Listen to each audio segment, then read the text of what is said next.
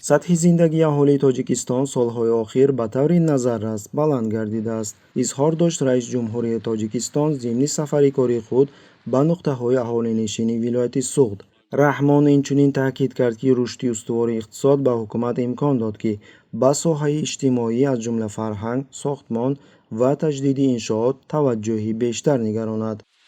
با شرافت استقلال و آزادی، وحدت ملی و صلح و ثبات مردم ما در شاهراه سازندگی و بنیادکاری قدم‌های استوار گذاشته امروز وطن عزیزمان را خیلی آباد و پیشرفته گردانیدند و به خاطر فردای باز هم آبادتر سرجمانه زحمت کشیده ایستادند. گفت رحمان بدون توضیح دادن آن که زندگی اهالی کشور چگونه بهتر شده است. قیمت شده بود تا خیلی 60 بود.